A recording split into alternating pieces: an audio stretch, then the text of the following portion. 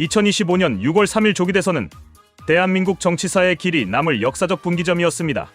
윤석열 전 대통령의 탄핵 이후 치러진 이번 대선에서 보수 진영은 참패를 맞이하였고 그 패배의 원인을 두고 다양한 해석이 제기되고 있습니다. 최근 전한길 씨가 자신의 유튜브 채널을 통해 발표한 6.3대선 결과 분석, 자유우파의 향후 전략이라는 영상은 그중 하나입니다.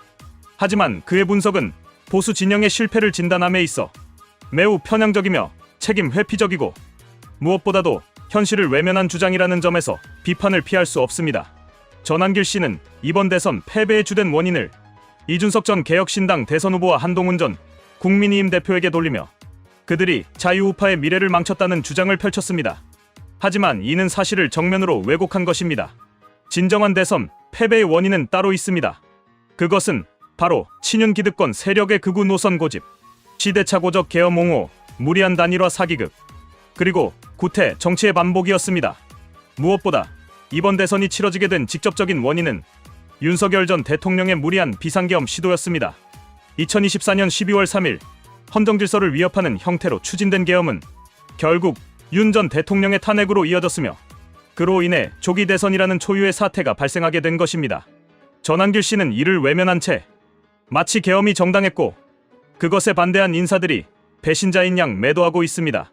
하지만 애초에 윤 전 대통령과 친윤 세력들이 계엄이라는 무리수를 두지 않았다면 탄핵도 대선도 분열도 없었을 것입니다.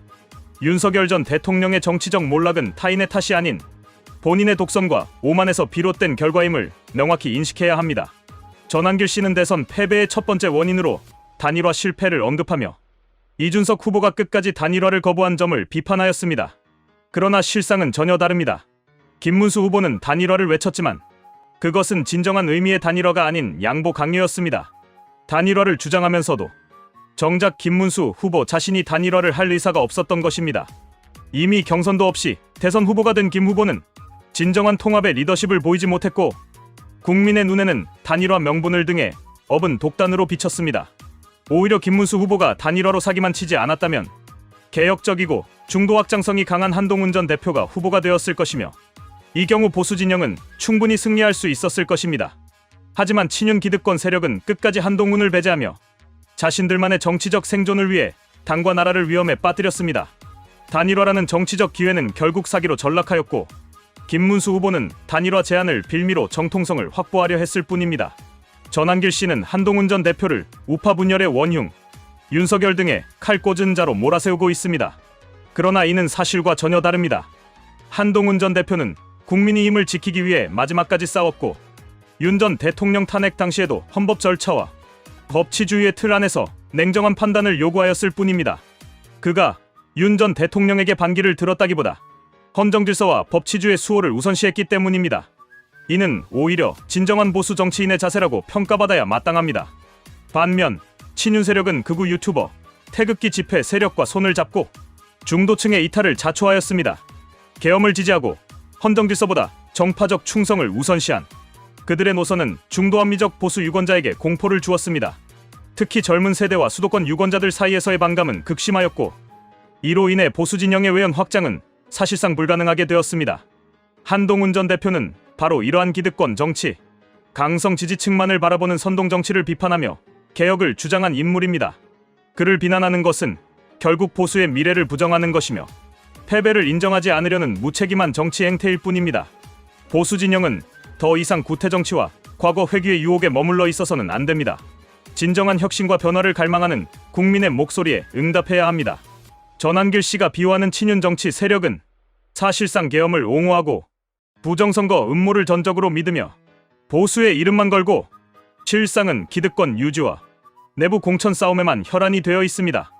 홍준표 전 대구시장, 한덕수 전 국무총리 등의 정치 행태는 자신들의 입지를 위해 당의 정체성을 흐리고 계파 정치만을 일삼았습니다. 이러한 구태 정치가 보수 진영의 몰락을 재촉하였다는 사실을 인정해야 합니다.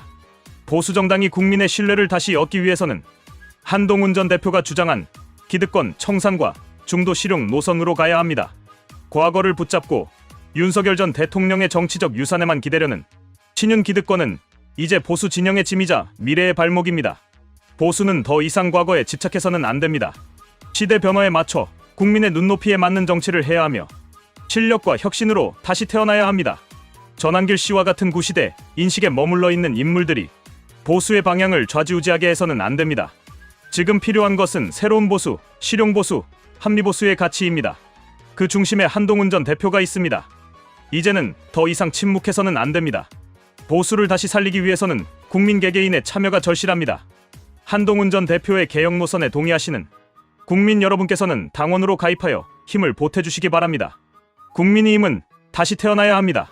썩은 기득권과 구태 정치, 극단적인 계파주의를 청산하고 국민 중심의 정당으로 거듭나야 합니다.